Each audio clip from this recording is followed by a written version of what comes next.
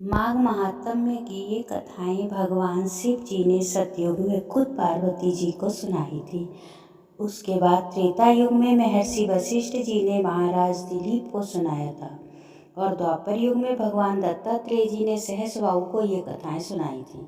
उसके अंतर्गत 14वें अध्याय की कथा इस प्रकार है।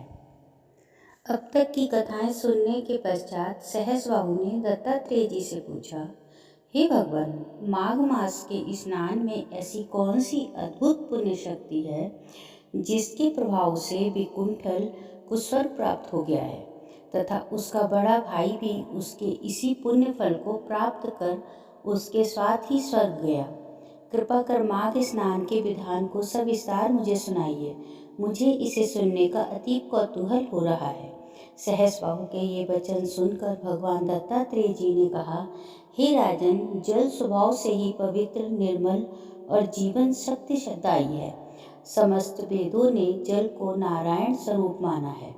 जैसे समस्त ग्रहों में सूर्य देव सर्वोत्तम है, वैसे ही समस्त मासों में माघ मास सर्वोत्तम है। माघ मास में सूर्य के मकर राशि में स्थित रहने के कारण गौकुल जितने जल में ही स्नान करने से पापियों को स्वर्ग प्राप्त हो जाता है, इस मास को तीनों लोकों में दुर्लभ माना जा गया है। यदि निर्धनता से पीड़ित व्यक्ति इस योग काल में 3 दिन ही नियम पूर्वक स्नान कर ले तो उसकी निर्धनता सदा सर्वदा के लिए समाप्त हो जाती है। इस मास में निर्धनों को थोड़ा बहुत दान अवश्य करना चाहिए। यह माघ मास अत्यंत पवित्र तथा पुण्य फलदायी है। इसकी समस्त तिथियां पापनाशक और मोक्षदायिनी है। भगवान की विशेष कृपाओं मोक्ष तथा पाप मुक्ति के इच्छुकों को सूर्योदय के पूर्व नगर से बाहर जाकर किसी तालाब, कूप, नदी, बावड़ी इत्यादि में स्नान तथा भगवान का नाम जप करना चाहिए।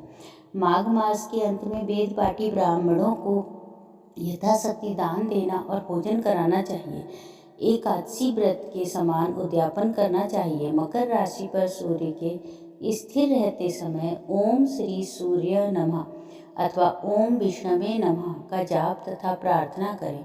हे प्रभु, हमारे स्नान का हमें यथावत पुण्य फल प्राप्त हो। इसके पश्चात मौन धारण करके भगवान विष्णु के चरणों में ध्यान लगाकर स्नान करना चाहिए। स्नान के पश्चात प्रतिदिन भगवान विष्णु का ध्यान तथा पूजन भी अवश्य करना चाहिए।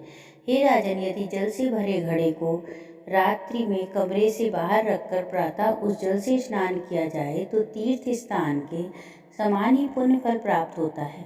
जो मनुष्य घर में घड़े के जल से स्नान करते हैं उन्हें 6 वर्ष के स्नान का पुण्य फल प्राप्त होता है। नगर के बाहर कूप तथा बावड़ी में स्नान करने पर 12 वर्ष के स्नान का पुण्य फल प्राप्त होता है। माघ मास में मकर राशि में सूर्य के स्थिति काल में जो मनुष्य प्रयागराज में स्नान करते हैं उनके पुण्यों की गणना ब्रह्मा जी भी नहीं कर पाते। अधिक क्या कहा जाए, गंगा यमुना के संगम के दर्शन मात्र से मनुष्यों के अनेकों पाप नष्ट हो जाते हैं।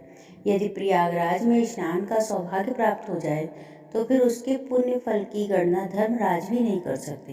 हे राजन, पृथ्वी पर त्रिवेणी को ही अमृत समझना चाहिए। माघ मास इसकी मुहूर्त भर के लिए प्राप्ति भी देव दुर्लभ है। ब्रह्मा, विष्णु, महेश, रुद्रगण, आदित्य, मरुदगण, गंधर्व, लोकपाल सहित सिद्धगण, तत्पारी, ब्रह्माणी, पार्वती, लक्ष्मी, इंद्राणी, अदिति, दिति आदि समस्त देव पत्नियां, नाग पत्नियां, पातकी, रंभा, मेनका, उर्वशी, तिलोत्तमा इत्यादि अप्सराओं का समूह एवं समस्त पितृगण सतयुग में साक्षात रूप धारण करते थे, परंतु कलयुग में प्रच्छन्न रूप से समस्त देवगण माघ मास में त्रिवेणी के संगम पर आते हैं। मात्र 3 दिनों के प्रयागराज स्नान का फल कांचन मालिनी ने एक राक्षस को प्रदान कर उसे पाप मुक्त कराकर स्वर्ग प्राप्त कराया था। इतनी कथा सुनकर सहस्त्रार्जुन ने निवेदन किया, हे प्रभु, वह राक्षस कौन था? कांचन मालिनी कौन थी? उसने किस कारण अपने पुण्य का दान राक्षस को दिया था तथा उसकी सदगति किस प्रकार हुई थी? यह संपूर्ण आख्यान बताकर मेरी जिज्ञासा शांत करने की कृपा कीजिए। बोल श्री माघ महात्म्य 14वां अध्याय पूरा। इति श्री पद्म पुराणे माघ महात्म्य का 14वां अध्याय समाप्त हुआ।